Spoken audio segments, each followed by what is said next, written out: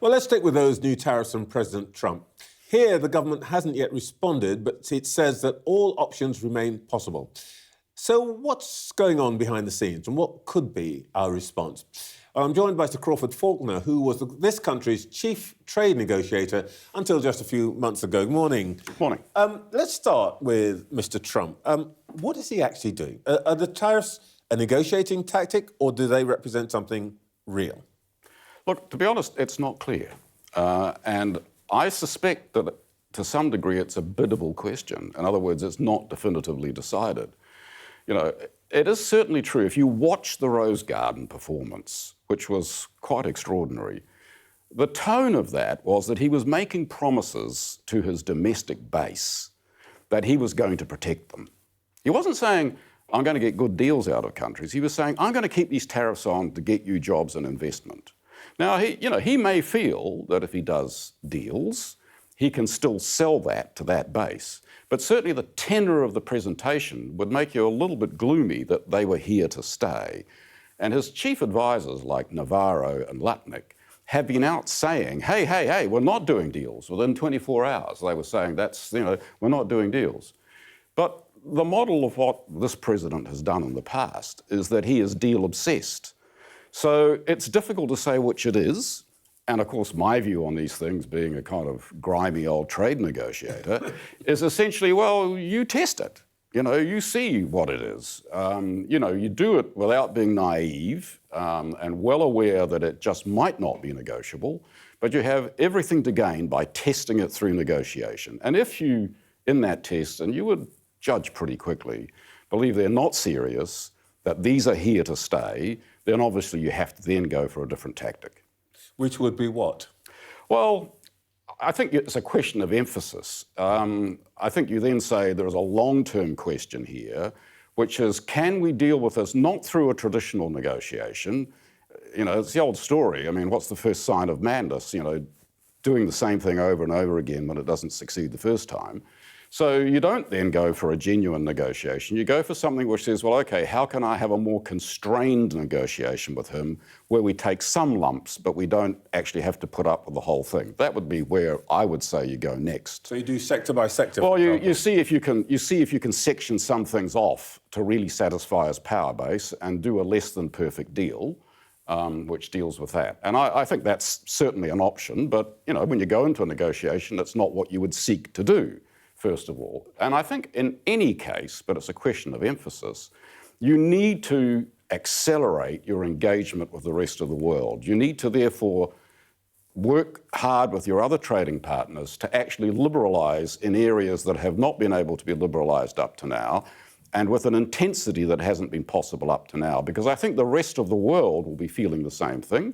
So therefore, I think the role of the UK in advancing trade liberalisation with others will become more important. At the moment, you have to put emphasis on the US to see where you are, but I think you then start directing your efforts to finding a way to find other countries to come and join in more liberalising agendas. So when you say other countries, would that, for example, be the countries of the EU?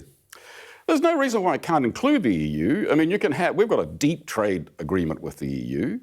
There are certain areas there where you can tidy things up around the corner.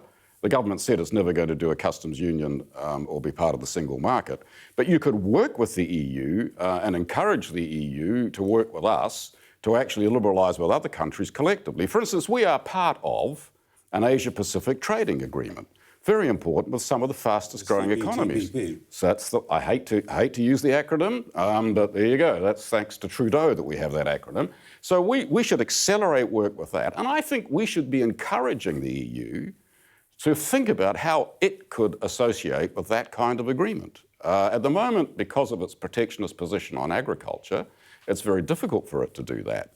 But if it was prepared to be a bit more liberal in some areas, if you had an agreement between the EU and, say, CPTPP, with other members like Indonesia joining, now, you're not going to cause Trump to change his mind overnight, but you're going to have another alternative out there which is more significant and gives you growth possibilities. So interesting. So essentially, you're thinking about the assembly of, if you like, a trading bloc, which is not China, not America, but pretty much the rest of the world. and working towards it. Yeah, you wouldn't be able to do it overnight, and you wouldn't do it on the basis that you're going to make it an aggressive type of bloc, but it's just like, listen, okay, you want to protect yourself, that's your decision, but the rest of us, we actually want to get on with liberalisation because we believe that's good for all of us. And I think that sends a pretty powerful message, and it's also got commercial benefits for us. From the point of view of a seasoned negotiator, our government's taken this public stance of not being hostile to the White House, not criticising Mr. Trump in any way, essentially chumming up to them. Didn't spare us from the same treatment as Iran and Afghanistan, and friends like Israel got even worse treatment, as it were, or South Korea at 26%. Is this an administration that you can have a conventional negotiation with? I think it's a good question, and I don't think it's clear-cut. I mean, yes, we got rebuffed, we got stiffed, okay, but then everybody else got stiffed as well.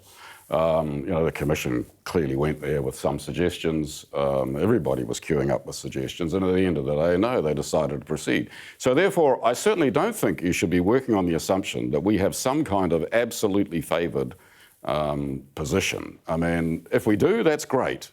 But it seems to me that you would be naive to imagine that the history that was in place is now automatically to be assumed. It will be a hard job to get this administration to get rid of these measures. Remember, it's not just, and I hate to be, piling misery on misery, it's not just that 10% tariff that happened the other evening. I mean, on motor vehicles and steel, it's 25%.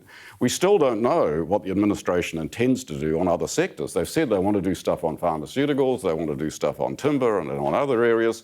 So it may well be there's more than one more shoe to drop on this from their side. So look, having said all that, at the end of the day, it doesn't really matter one way or the other. You leverage whatever interests you have to get the best deal you can and to try to negotiate. And I think you still do that, but there comes a point where that is not really going to get you anywhere. So let's see whether that happens sooner or later. Sir Crawford Falconer, thank you for your time this morning. Thank you.